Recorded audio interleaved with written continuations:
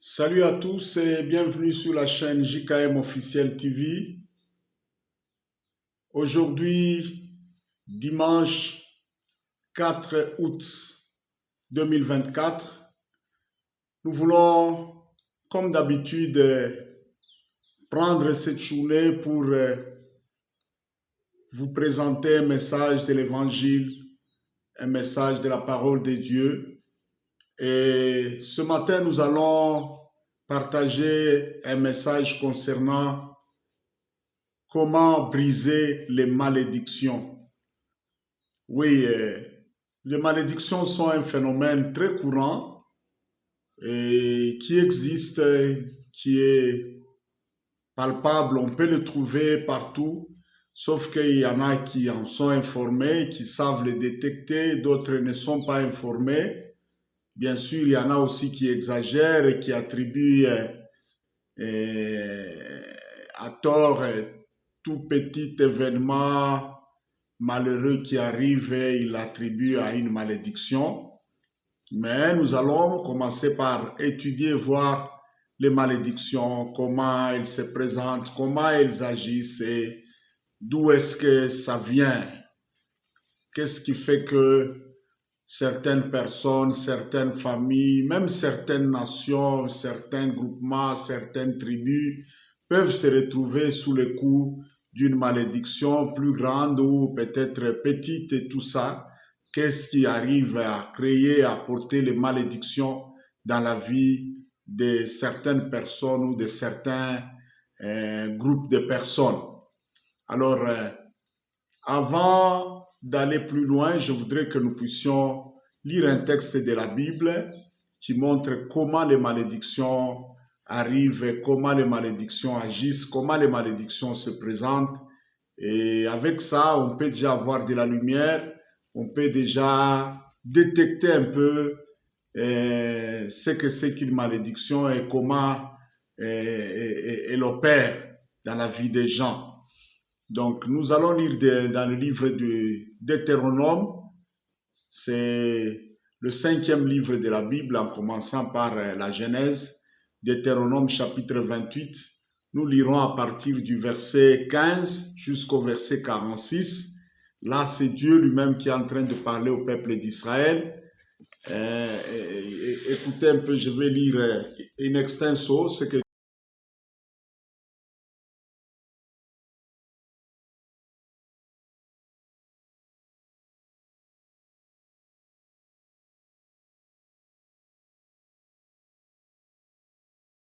partage.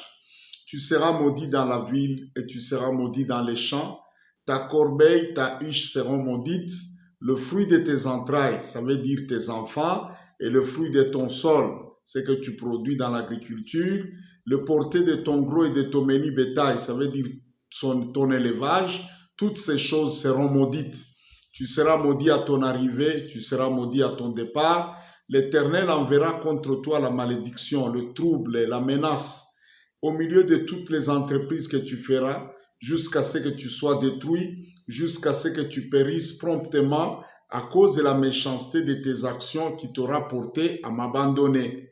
L'Éternel attachera à toi la peste jusqu'à ce qu'elle te consume dans le pays dont tu vas entrer en possession. L'Éternel te frappera de langueur, de fièvre, d'inflammation, de chaleur brûlante, de dessèchement, de jaunisse, de gangrènes qui te poursuivront jusqu'à ce que tu périsses. Le ciel sur ta tête sera d'airain et la terre sous toi sera de fer. L'Éternel enverra comme pluie à ton pays de la poussière et de la poudre. Il en descendra du ciel sur toi jusqu'à ce que tu sois détruit. L'Éternel te fera battre par tes ennemis. Tu sortiras contre eux par un seul chemin, mais tu t'enfuiras devant eux par sept chemins. Tu seras un objet de froid pour tous les royaumes de la terre. Ton cadavre sera la pâture de tous les oiseaux du ciel et les bêtes de la terre, et il n'y aura personne pour les troubler. L'Éternel te frappera d'ulcères, d'Égypte, d'hémorroïdes, de gales, de teignes dont tu ne pourras guérir. L'Éternel te frappera de délires, d'aveuglement, d'égarement d'esprit. Tu tâtonneras en plein midi comme l'aveugle dans l'obscurité. Tu n'auras point de succès dans toutes tes entreprises. Tu seras tous les jours opprimé et dépouillé. Il n'y aura personne pour venir à ton secours. Tu auras une fiancée et un autre homme couchera avec elle. Tu bâtiras une maison, mais tu n'habiteras pas la maison. Tu planteras une vigne, mais tu n'en jouiras pas. Ton bœuf sera égorgé sous tes yeux et tu n'en mangeras pas. Ton âne sera enlevé devant toi et on ne te le rendra pas. Tes brebis seront données à tes ennemis. Il n'y aura personne pour venir à ton secours. Tes fils et tes filles seront délivrés à un autre peuple. Tes yeux les verront et languiront tous les jours après eux, et ta main sera sans force. Un peuple que tu n'auras point connu mangera le fruit de ton travail et tous les produits de ton travail. Tu seras tous les jours opprimé et écrasé. Le spectacle que tu auras sous les yeux te jettera dans les délires. L'Éternel te frappera aux genoux, aux cuisses, d'un ulcère malin dont tu ne pourras guérir.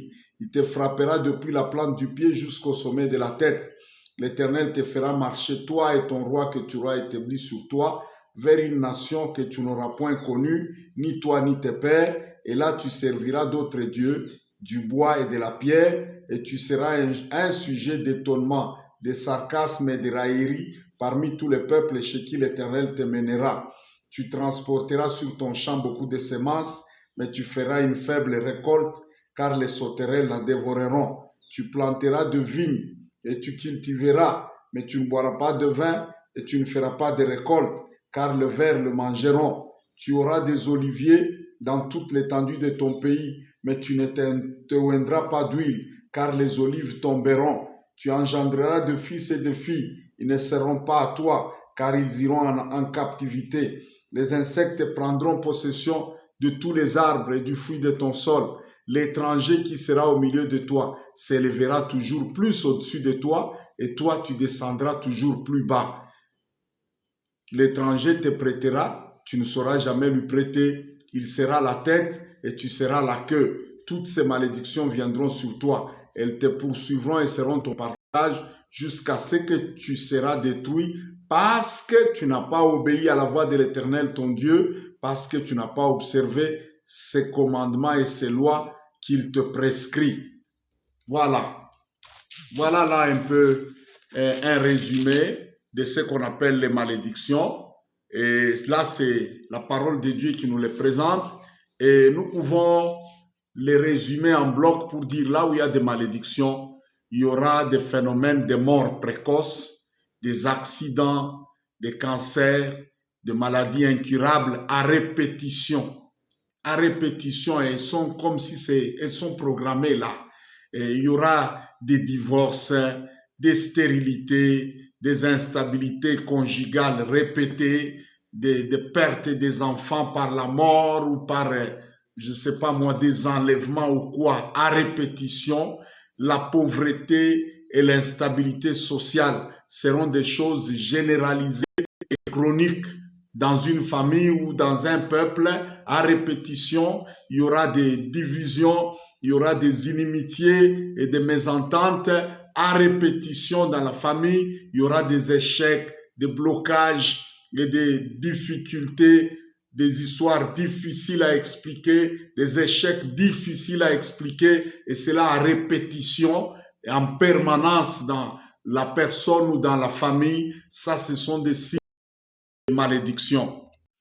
Oui, parmi les signes de malédiction, il y a aussi des cas d'alcoolisme, dépression nerveuse, et des cas de folie, des cas d'instabilité psychologique.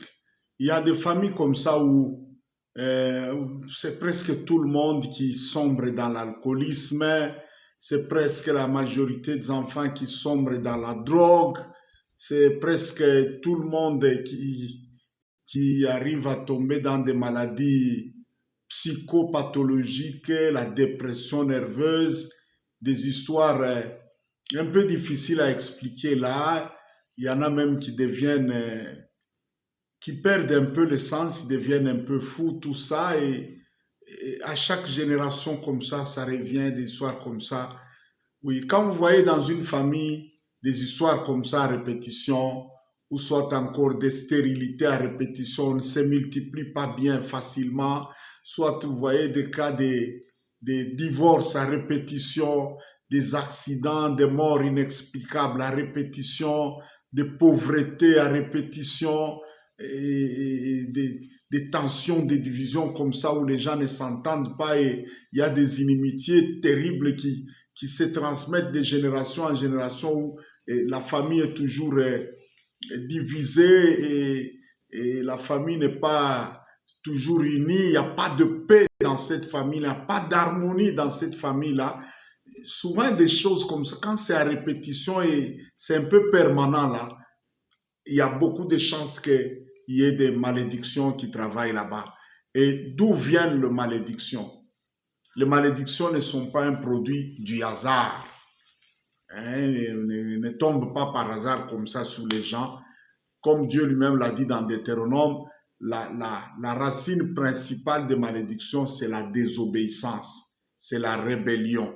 D'abord, la désobéissance, c'est la rébellion contre Dieu. On refuse de se soumettre à Dieu, on n'aime pas Dieu, on ne veut pas adorer Dieu. Et le contraire de tout ça, c'est qu'on sombre dans l'occultisme, les pratiques satanistes, la sorcellerie, l'astrologie, la chiromancie, le fétichisme, des histoires comme ça où pratiquement vous adorez Satan au lieu d'adorer le vrai Dieu, ça déclenche des malédictions. En dehors de ça, il y a toutes les formes de rébellion ici. Les rébellions contre toute autorité établie par Dieu dans la famille, les femmes qui ne se soumettent pas, qui ne respectent pas leur mari, et les enfants qui ne respectent pas leurs parents, qui arrivent, il y en a même qui arrivent à taper. Il y a des familles comme ça où les enfants tapent sur les enfants, sur les parents. Il y a même des cas de rébellion un peu exagérés là, soit même des rébellions contre des autorités spirituelles. Vous êtes quelque part où on prie tout ça, vous vous rébellez facilement, vous vous insurgez facilement contre des autorités spirituelles établies. Il faut éviter des choses comme ça. Si vous n'êtes pas d'accord avec, je ne dis pas que les autorités spirituelles sont parfaites, elles font toujours de bonnes choses. Quand vous voyez que parfois il y a des choses insupportables, glissez-vous seulement et éloignez-vous de là. Évitez même de parler trop en mal sur ces histoires-là, de commenter sur ça ou de s'opposer à des autorités comme ça. Les formes de rébellion en général engendrent souvent des malédictions. Et la rébellion n'est pas une bonne chose. Et en dehors de ça, il y a toutes les histoires qui amènent les gens à verser le sang, la tuerie, les meurtres, les assassinats, les avortements, voilà. Tout ça, ça déclenche des malédictions. Le sang humain est très sacré. Quand quelqu'un verse le sang, il déclenche d'office une malédiction sur lui. Et ça, c'est inévitable, c'est très dangereux, ça. Les cas de versement de sang.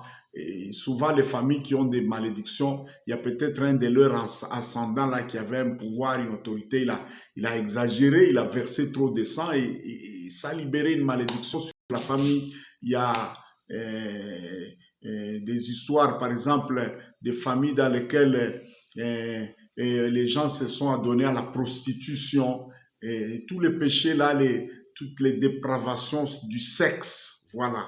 Ce sont des connexions terribles aux malédictions. Chaque fois que quelqu'un couche avec une personne qui n'est pas son mari ou sa femme légale, il y a une connexion de sang. Il y a une interconnexion de sang qui fait que des malédictions passent d'une famille vers une autre, d'une personne vers une autre, d'une lignée vers une lignée étrangère et tout ça.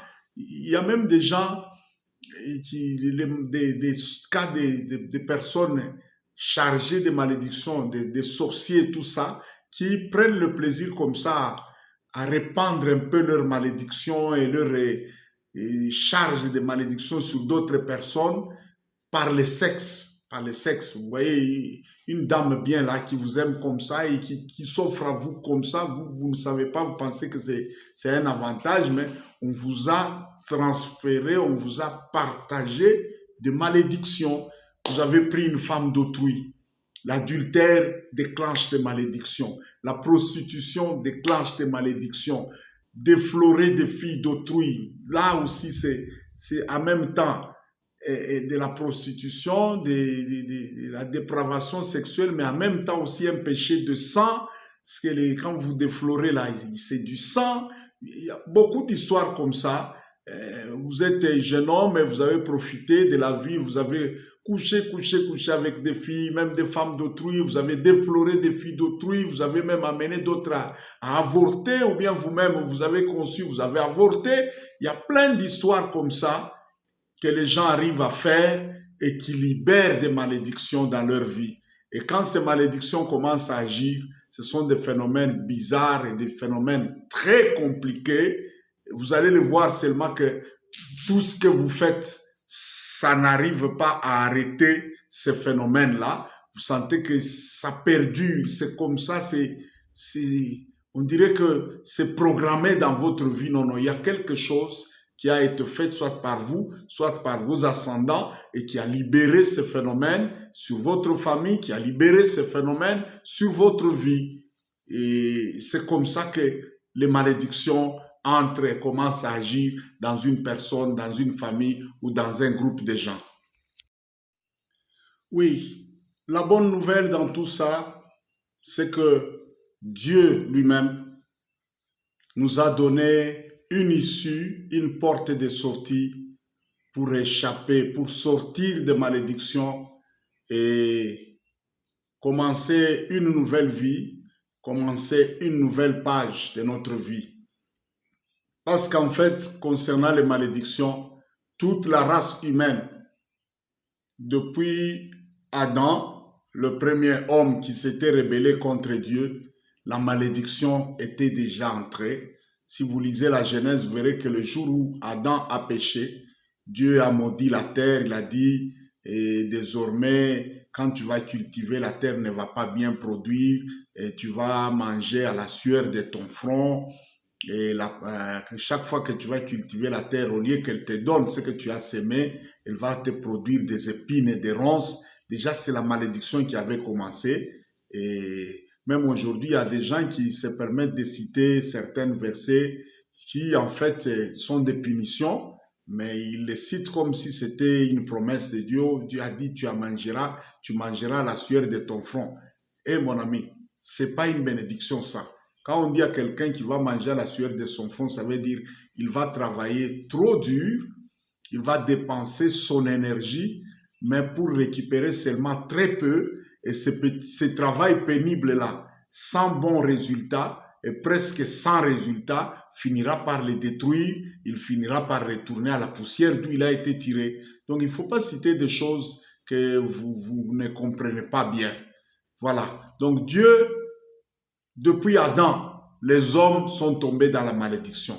Et il y a même des gens qui peuvent penser que notre famille, nous, ça va un peu. Mais si vous regardez à fond, vous allez trouver que dans chaque famille, il y a une dose, soit très grande ou très petite, de malédiction à un certain niveau. Il y a des familles parfois très bien là, tout ça, très aisées, mais il y a des cas d'inceste, même il y a des cas de gens qui font des enfants, et le frère avec la sœur et tout ça. Il y a des histoires honteuses qui se passent dans la famille là, mais ils appliquent ce qu'on appelle en français les linges sales, se lavent en famille et tout ça.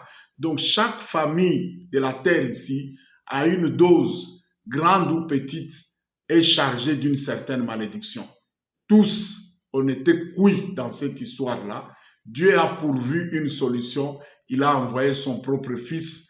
Il a pris en fait toutes les malédictions que la race humaine avait déjà accumulées là, et même ceux qui viendront après, des générations, toutes les malédictions passées, présentes et futures de l'humanité, Dieu a fait qu'un homme sans péché est né dans ce monde ici, son fils unique, et Dieu a chargé ces choses-là sur lui.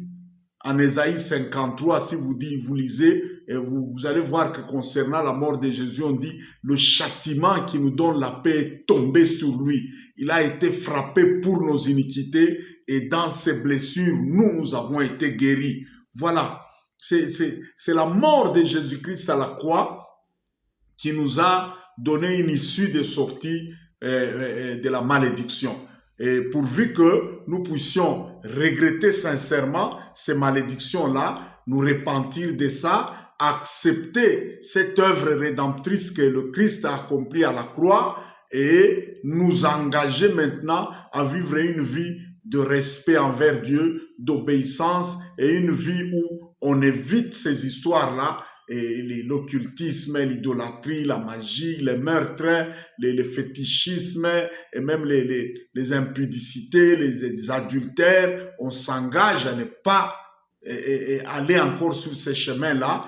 Et là, on active de nouveau la bénédiction parce que Jésus-Christ qui était béni, qui avait un sang béni, sans péché, il a pu léguer son sang là sur nous en mourant à la croix. Il a pris notre place et nos malédictions et il nous a légué sa bénédiction à lui.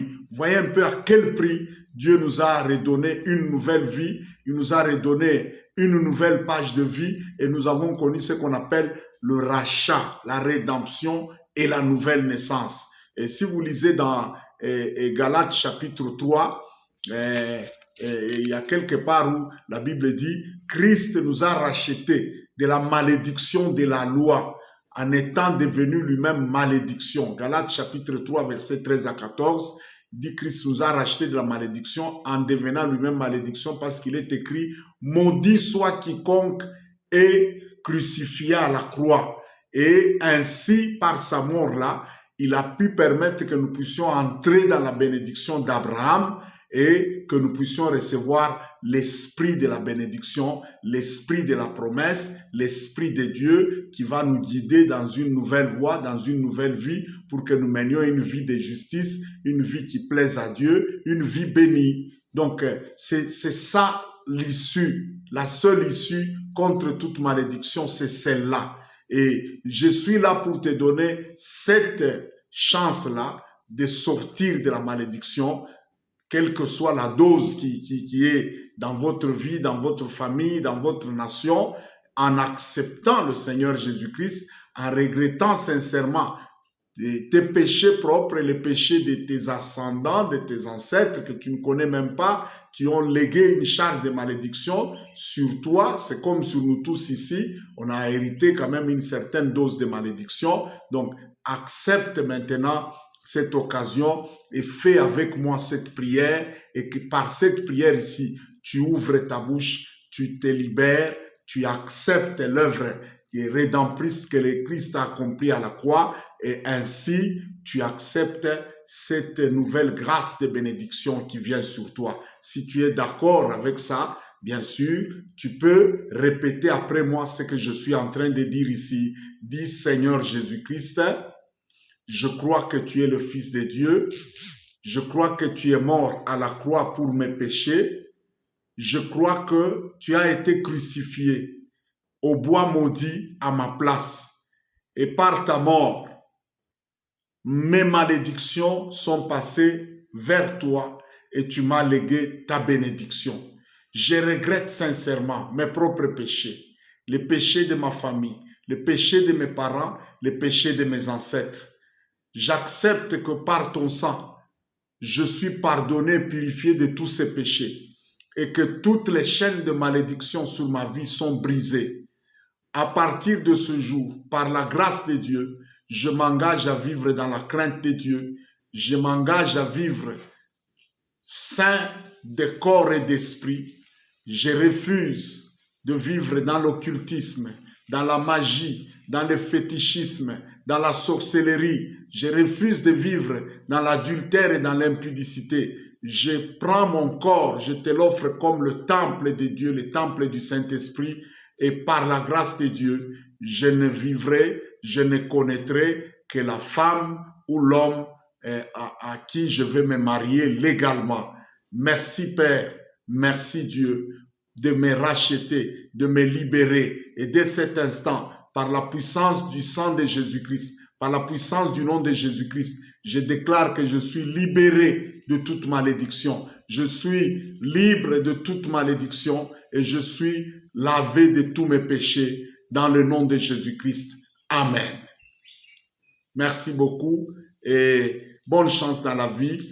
Que Dieu vous aide maintenant à mener une bonne vie. Cherchez une église où on peut vous enseigner la parole de Dieu pour commencer à vivre et à grandir dans cette nouveauté de vie que vous avez reçue. Merci et à très bientôt sur la chaîne JKM Officiel TV.